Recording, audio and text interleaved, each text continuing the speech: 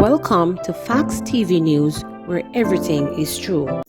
Missing visually impaired senior citizen found dead in Manchester. Police have processed the scene where the body believed to be that of missing senior citizen Clifford Chambers was found. Chambers was also visually impaired.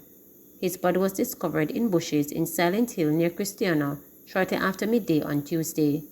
Chambers went missing from his home a few weeks ago. Residents had since launched a search party for the senior citizen. Hanover woman who shot boyfriend urged to surrender to the police. The Hanover police have launched a manhunt for a woman who reportedly shot her boyfriend during a domestic dispute. The boyfriend, 32-year-old Cedar Chambers, died of his injuries a week later. Reporters were informed that on September 15, Mr. Chambers, otherwise called Pearson, and his girlfriend, Annette McKitty, otherwise called Hope, had a dispute at their home in Sandy Bay, Hanover. It is alleged that sometime after 10 p.m., the girlfriend pulled an illegal gun and shot him. Mr. Chambers was later found on the nearby compound of the Sandy Bay Primary School with gunshot wounds. Superintendent Sharon Bayport, head of the Hanover Police, says the police is encouraging Miss McKitty to surrender to the Lucy Police for questioning. Bagwalk Gorge Road reopens, says NWA. The National Works Agency, NWA, says the Bagwalk Gorge in St. Catherine has since been reopened to vehicular traffic following the passage of Tropical Storm Ian on Monday. The gorge was closed following rising water level due to the Rio Corby overflowing its bank. As the water subsided on Tuesday, the NWA was kept busy as workmen removed silk and other debris from the roadway. On Monday night, the NWA was forced to issue an advisory to motorists who would have wanted to gain access to the gorge after it was closed. This after video footage showed two men attempting to gain access to the gorge. The men, who were captured trying to break the lock on the gate to the gorge, braved raging waters in their attempt to gain access.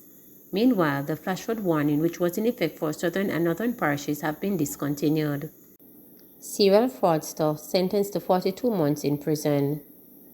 Fraudster Rainford Soares, who has 51 previous convictions, has been sentenced to 42 months for fraud. Senior Parish Judge Laurie Ann Cole Montague handed down the sentence on Tuesday afternoon after her efforts to have the matter transferred to the Home Circuit Court failed. When the matter was called up in the Kingston and St. Andrew Parish Court on Tuesday, the court was told that the Office of the Director of Public Prosecution ruled that the matter should continue in the parish court. Purporting to an employee of the Jamaica Customs Agency and Kingston Wharf, Mr. Soares swindled more than $10 million from motor complainants between 2019 and 2021 for the purchase of motor vehicles. During the sentencing hearing, his attorney, Orville Morgan, said his 44-year-old client was not in a position to make restitution. Soares was subsequently sentenced to 2 years at hard labor for 11 counts of obtaining money by means of false pretense. He is to serve 1 year for larceny by trick. 2 sentences are to run consecutively. Soares is also to serve 6 months for absconding bail. Additionally, Judge Cole Montague had ordered that he serve 2 years at hard labor to run concurrently with obtaining money by means of false pretense. An order was also made for him to repay 5 of the complainants. Soares is to return to court on December 14, when other fraud matters will be mentioned. Flooding triggers water lock-offs for several Spanish Town communities. More than 24 communities in Spanish Town area of St. Catherine have lost their water supply because of high turbidity levels from the heavy rainfall linked to Hurricane Ian. Turbidity refers to the cloudiness of a fluid caused by large numbers of individual particles that are generally invisible to the naked eye. The NWC says it was forced to shut down operations at the Spanish Town treatment plant overnight.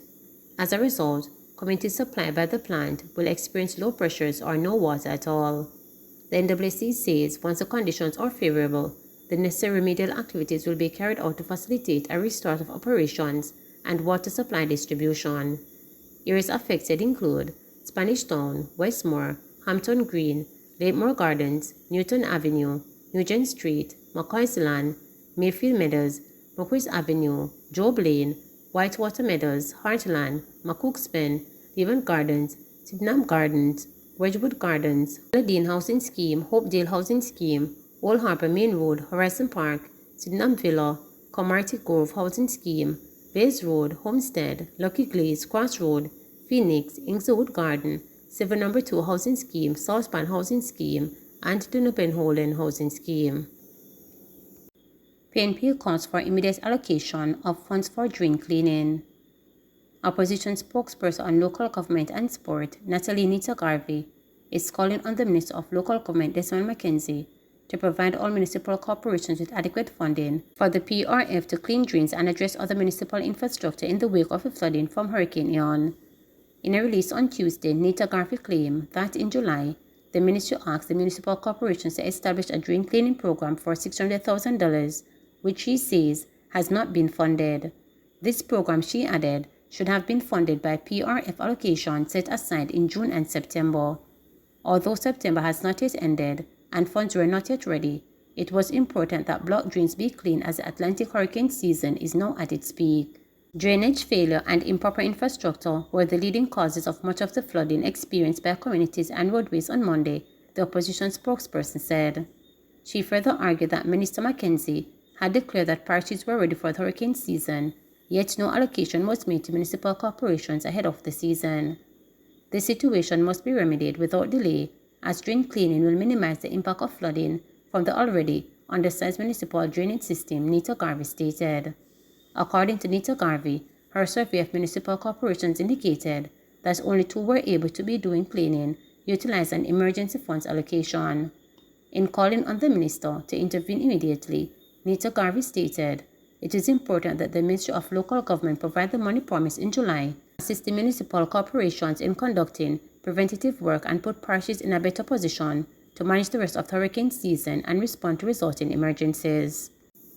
Holness vows to push back against critics painting gloomy picture of Jamaica. Prime Minister Andrew Holness has stated that his administration will be pushing back against the tide of negativity from critics who give the impression that Jamaica is on the brink of ruin. Speaking at the handing over ceremony of 8 $5,000 water trucks on Tuesday in St. Andrew, Holness said that he has directed the Ministry of Economic Growth and Job Creation, which he heads, to publicize all its activities. "We must counter the tide of negativism that is being deliberately sprung and fed to the public to craft an outlook and a narrative of doom and gloom," said Holness.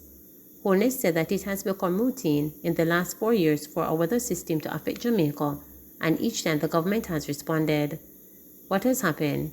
Has the Jamaican state failed to respond? No. Did the economy shut down? No. There is a strong effort by this government in building resilience in our economy, the Prime Minister said. He said that the government has shown the capacity to respond to external shocks and recover quickly and get on with the business of running the country. He argued that this has been evident with many external factors including the COVID-19 pandemic, oil price shock, the cost of food, and severe weather. This government gets back up very quickly and keeps the economy going, said Holness. Some $105 million was spent procuring the 8 trucks handed over on Tuesday. The trucks, bought from Tankwell, is the first such purchase since 2010. Rural Era Collection Challenge highlights the importance of Enterprise Team Project, NSWMA boss. National Solid Waste Management Authority NSWMA Executive Director Audrey Gordon says collection challenges being faced by the NSWMA in rural communities underscore the need for the completion of work being done by an enterprise team set up to handle the divestment of the entity. He cited the distance that trucks may travel to dump site in rural areas as a major factor behind the collection problem. "We have a challenge in the way our disposal sites are distributed across the island. When I collect from the grill or in Sam, I have to carry the garbage all the way to retirement dump in St. James. When you throw into the equation the shortage of truck and you have one truck tied up for 2 hours transporting garbage, factor also 2 hours that it takes to drive around and pick up said garbage in an 8-hour shift. I only use that truck to do 1 trip of garbage," Gordon explained on Tuesday at a meeting of the Public Accounts Committee PAC, which reviewed the findings of performance audit of the NSWMA, which was carried out by the Auditors General Department for the financial years 2016-2017 and 2021-2022. The report was tabled on July 26 in Parliament. He said issues such as these highlight the importance of enterprise teams work, which contemplates introducing transfer stations across the island, resulting in trucks going in and out of communities more efficiently due to shorter traverse distance and to for disposal site. Gordon indicated that a plan is being developed to address the situation, including a task force which will be charged with supporting the solid waste management regions. It is looking like a very good plan, and that task force strategically deployed will make a huge difference, he said. The NSWMA currently has 94 trucks in its fleet, 68% of which was done at the time of the audit. Gardner explained that this percent of units out of service fluctuates almost daily. 50 units are expected in the island in another 5 weeks and another 50 in the next financial year. Until we get those trucks in the system, we will continue to have some challenges. We intend to hit the ground running. We are training drivers to ensure that the moment that we get them off the wharf, they will be in your communities, Gardner said. Chaired by Lieutenant Shirley, the 9-member NSWMA Enterprise team was set up in October 2016 to manage the privatization of the island's disposal sites. Please remember to subscribe, like, share, and click the notification